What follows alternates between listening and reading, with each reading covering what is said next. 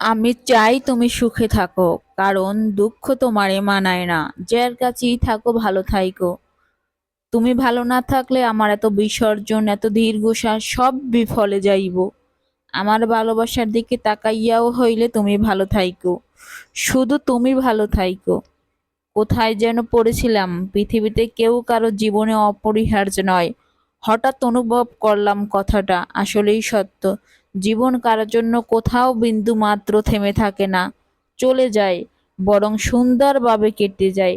যে মানুষটা আপনাকে ছাড়া বাঁচতে পারবে না ভাবছেন, তার জীবন থেকে হারিয়ে গিয়ে দেখেন তার জীবনে কোনো প্রভাব পড়ে কিনা। দেখবেন সবকিছুই ঠিকঠাক চলছে। বড়জোর একটু হুটহাট আপনার অভাব বোধ হতে পারে, এর বেশি কিছুই না। আর সব থেকে বড় কথা কি, আবেগ প্রকাশ করে সিম্প্যাথি পাওয়া যায়, ভালোবাসে না।